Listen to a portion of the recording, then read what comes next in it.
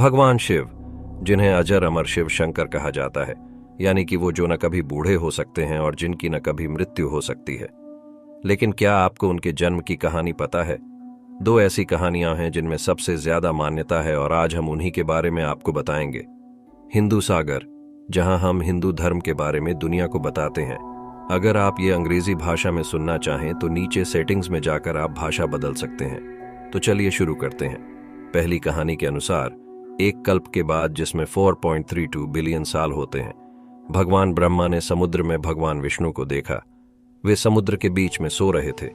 उस समय वो नहीं जानते थे कि दुनिया में उनके अलावा भी कोई और है।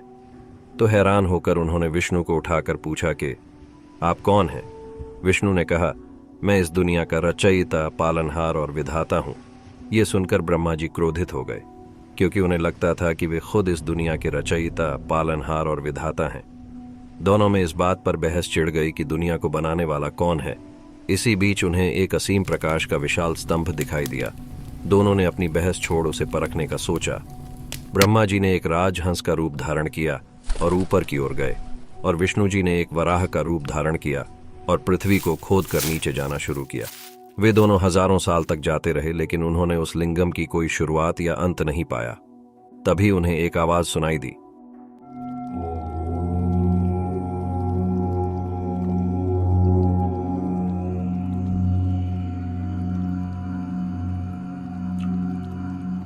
और उनके सामने शिव जी लिंगम से प्रकट हुए।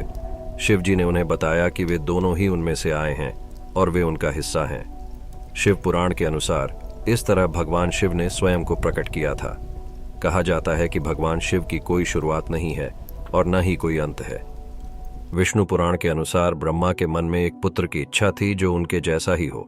तभी एक बैंगनी रंग का युवा प्रकट हुआ। वह रो रहा था और ब्रह्मा को चारों ओर दौड़ रहा था। तुम क्यों रो रहे हो? ब्रह्मा ने पूछा। मुझे एक नाम दो, बच्चे ने कहा।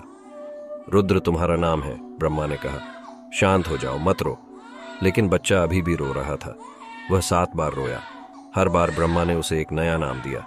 वे नाम थे भवा, शर्वा, ईशान, पशुपति, भीम, उग्र और महादेव। रुद्र यानी कि शिव ब्रह्मा का हिस्सा है और ब्रह्मा ब्रह्मांड का हिस्सा है।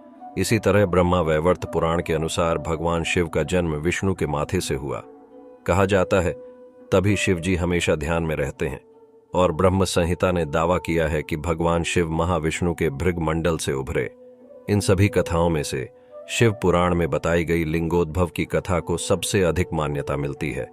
हिंदू धर्म में इस विश्वास के साथ कहा जाता है कि भगवान शिव स्वयं प्रकट हुए हैं और उनका जन्म साधारण नहीं है, बल्कि उन्होंने एक शानदार अद्भुत ज्योतिर्लिंग के रूप में उभर कर खुद को प्रकट किया।